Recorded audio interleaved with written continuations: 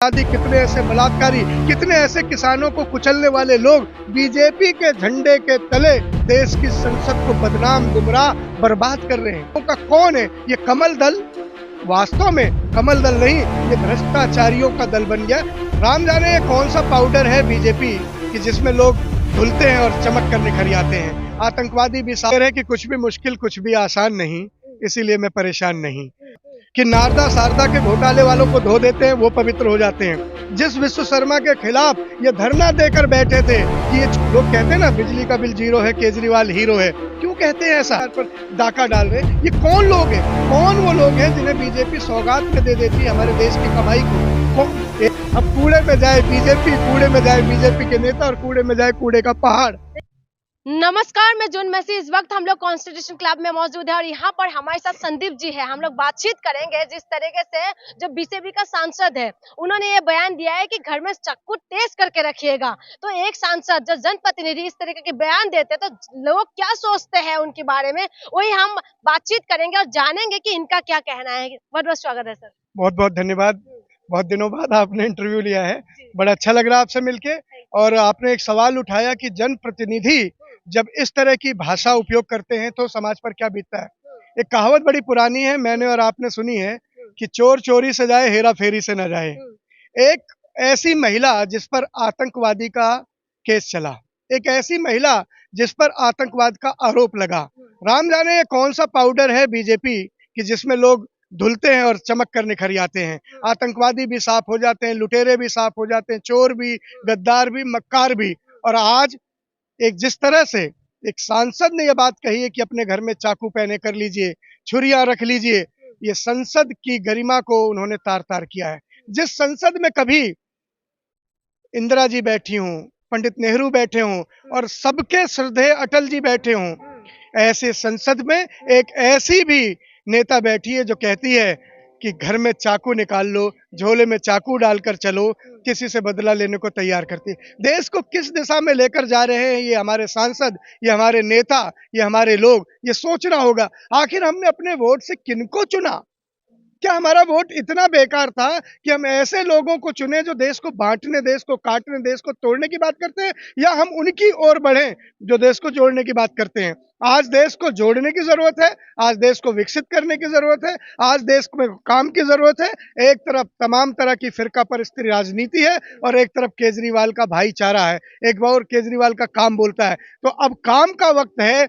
मैं देखता हूं पंजाब जीतने के बाद, गुजरात से राष्ट्रीय पार्टी बनने के बाद, अब उम्मीद करता हूं मैं कि लाल किला दूर नहीं है। अच्छा, यानी कि 2024 की तैयारी करें पूरी तरीके से, हाँ? जाहिर तौर पर पहली ऐसी पार्टी अरविंद केजरीवाल जी के नेतृत्व में जो राष्ट्रीय दल बना है, क्षेत्रीय दल से राष्ट्रीय दल, महज 10 साल की बच्चा पार्टी है, छोटी सी पार्टी है, कम अनुभव के लोग हैं, कम पैसा है, कम संसाधन है, छोटा संगठन है, लेकिन करोड़ों करोड़ लोगों के दिलों में राज करते हैं केजरीवाल। यही वजह है कि आज पूरे देश में झाड़ू लहरा रही है, केजरीवाल का नाम चमक रहा है। मुझे उम्मीद ही नहीं, पूरा यकीन है कि हम इन आंखों से जल्द ही केजरीवाल की लाल किले की प्राचीर से वो आवाज सुनेंगे जब बोलेंगे भाई और बहनों। अच्छा, भाई और बहनों तो मोदी जी बोलते हैं। आप कैसे अभी 2024 में इतना इजी लगता है जितना आप लोग सोचते हैं?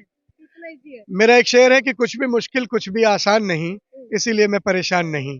कुछ भी असंभव नहीं है राजनीति में। राजनीति में देखिए, जो लोक राज जो है वो लोक लाज से चलता है, और लोक लाज का जो इस वक्त जिम्मेदारी है वो माननीय अरविंद केजरीवाल से बेहतर कोई नेता नहीं निभा रहा। हमने फर्ज समझा है, अरविंद केजरीवाल जी ने फर्ज समझा है कि बुजुर्गों को दवाई मिले, बुजुर्गों की तीर्थ यात्रा हो, बच्चों को शिक्षा मिले, नौजवानों को नौकरी मिले। ये हमारा संकल्प है। आज देखिए कि एमसीडी 15 साल से बीजेपी शासन में थी, 15 साल में सिर्फ 3 कूड़े के पहाड़ उपहार में दिए। हम उनका उपहार अब मिटा रहे हैं, कूड़े के पहाड़ों को हम गिरा रहे हैं, उनकी निशानियों को हम हटा देना चाहते हैं। नहीं चाहिए दिल्ली को ऐसी बदबूदार निशानियां, नहीं चाहिए ऐसे बदबूदार नेता, नहीं चाहिए ऐसे बदबू कूड़ा फैलाने वाले बीजेपी के लोग। अब कूड़े में जाए बीजेपी, कूड़े में जाए बीजेपी के नेता और कूड़े में जाए कूड़े का पहाड़। लेकिन एक बात बताइए भाई, मेयर का चुनाव होने वाला है, कैसा क्या लगता है? पहले तो बीजेपी ने मना कर दिया, बीजेपी ने अपना कैंडिडेट खड़ा कर दिया है। आपको लगता है इतना इजी है, जीत पाएंगे मेयर? आप बहुत वरिष्ठ पत्रकार हैं, आप सोचिए कि देश में लोकतंत्र को खतरा किससे? कौन ऐसा व्यक्ति है, कौन ऐसा दल है जिससे लोग घबराते हैं कि ये खरीद लेंगे, धमका देंगे, तोड़ लेंगे। कितनी सरकारों को ऑपरेशन लोटस ने इसी तरह दबाया, कुचला है। आपको मध्य प्रदेश का उदाहरण अच्छी तरह याद है, आपको कर्नाटक का उदाहरण अच्छा तरह याद है, मेघालय में दो दो विधायक है और सरकार चला रहे हैं ये लोग, त्रिपुरा असम का उदाहरण आपको याद है। सारे उदाहरण आपके सामने हैं। कोशिश तो राजस्थान में भी हुई, कोशिश दिल्ली में भी हुई, कोशिश गोवा में भी हुई और गोवा में बदल ही दिया, पूरी कांग्रेस उधर चली गई। लेकिन गोवा में सिर्फ दो हमारे हैं, दो भी नहीं हिला पाए। दिल्ली में एक बड़ा समूह बैठता है केजरीवाल जी के नेतृत्व में, सारी सीटें हमारी हमारी दिखती हैं, झाड़ू वालों की दिखती हैं, कोने में बैठी हुई है बीजेपी, हमें नहीं तोड़ पाए। 5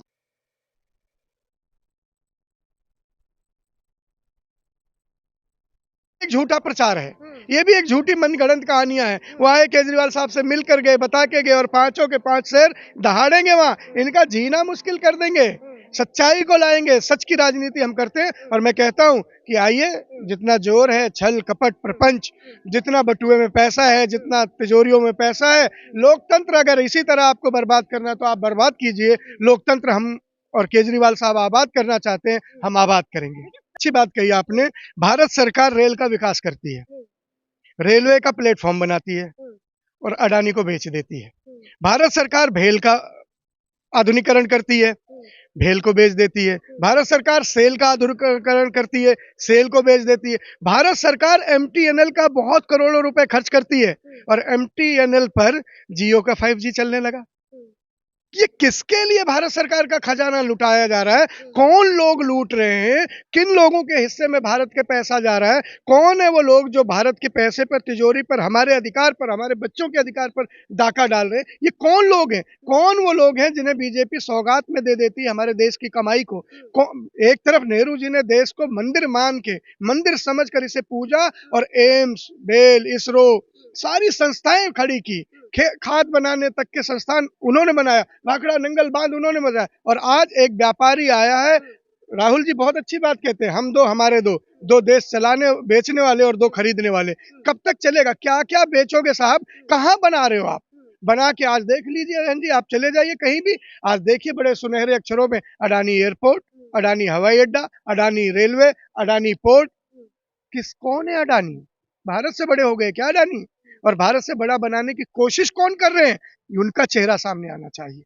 अभी आपने राहुल जी का नाम लिया है, अभी 2024 में कौन होगा ऑपोजिशन में, राहुल जी होगा, केजरीवाल होंगे? देखिए, अभी तो हमारी टक्कर बीजेपी से है, राहुल अपोजिशन में तो है ही नहीं, राहुल तो अभी गिनती में भी नहीं। राहुल और हम बराबरी के स्तर पर हैं। आम आदमी पार्टी और कांग्रेस में बहुत ज्यादा अंतर नहीं है।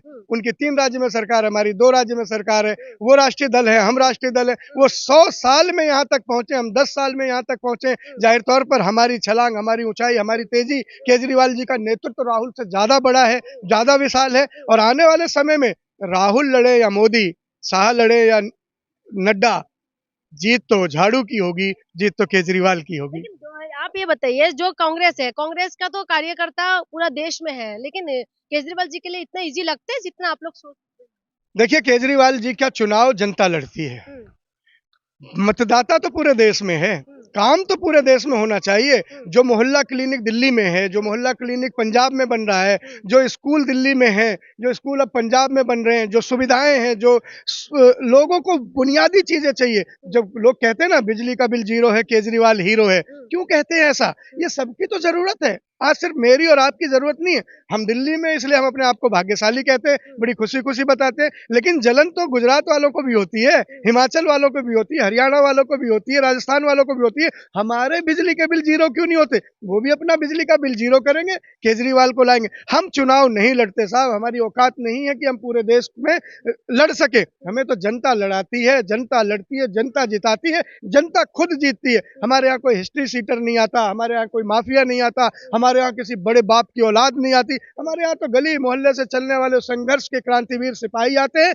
जिन्हें जनता अपना दिल देती है, अपना मत देती है, खुद ही पैसा देती है, खुद ही लड़वाती है, खुद ही जितवाती है। ना हमारी हिम्मत है लड़ने की, ना हमारी हिम्मत है जीतने की। जनता चाहेगी तो राज तिलक करेगी, जनता राज तिलक कर रही है। लेकिन जो बीजेपी है, बीजेपी तो कह रहे हैं कि वही ईमानदार है, अब भ्रष्टाचार मुक्त करने के लिए वो कह रहे हैं, लेकिन केजरीवाल कहते हैं वो ईमानदार है। तो आपको क्या लगता है बीजेपी जो कह रहे हैं वो गलत है क्या? बीजेपी बिल्कुल सही कह रही, वही ईमानदार है। उनके पास ऐसा पाउडर, मैंने कहा ना कि नारदा शारदा के घोटाले वालों को धो देते हैं, वो पवित्र हो जाते हैं।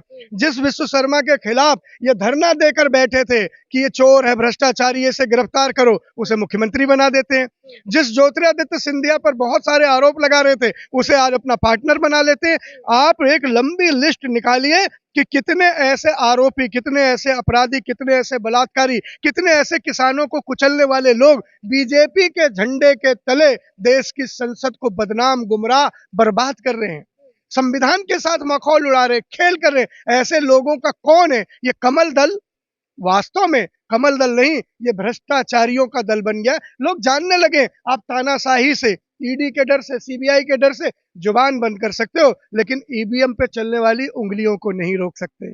मैं कह रहा हूं कि वो तो 450 भी कह सकते हैं। उन्होंने ही तो ये कहा था कि 15 लाख आपके अकाउंट में आया है। आया था क्या? उन्होंने ही फिर बोल दिया कि ये जुमला है। बनाया ना, देश की राजनीति का जुमलाकरण। उसमें वजन डालने के लिए, भाषण में वजन डालने के लिए बोले थे। मैं कहता रहा हूँ, ये भी तो जनता की आंखों में धूल झोंकने के लिए बोल रहे हैं कि 350 आएंगे। स्थिति इनकी 200 जीतने की नहीं है, स्थिति इनकी खुद चलने की नहीं है। अभी ये देखिए, हिमाचल हार गए, दिल्ली हार गए, ठीक है, तो जीत गए। गुजरात जीत गए। गुजरात ही तो उनका एक गढ़ है। कैसे जीते हैं, कैसे नहीं जीते, ये भी चर्चा में विषय में है कि लास्ट के मिनट में, एक मिनट में 16-16 वोट पड़ गए।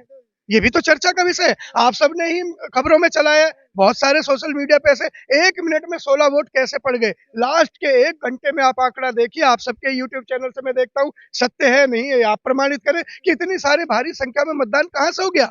कुछ तो गड़बड़ है, कुछ तो गड़बड़ है ना। अगर गड़बड़ के सहारे गड़बड़ी करने के लिए आप चुन के आ रहे हैं, तो चुनाव का नाटक बंद कर दीजिए, सीधा तानाशाह बन जाइए। सर ये बताइए, ये कपड़े में बड़ी बात चल रहे हैं, क्या लग रहा है? वजन तो उनकी बातों में तो है, अभी तो जो सेंसर बोर्ड है वो तो कैंची चलाने लग गए हैं। नहीं, बढ़िया बात है कि जिसकी लाठी उसकी भैंस, लेकिन लाठी भी बहुत दिन तक नहीं रहती साहब। लाठी से ऊपर के भी हथियार होते हैं, और जनता जो राज तिलक करती है वो आपका सिर भी उतार सकती है, वो आपसे राज तिलक छीन भी सकती है।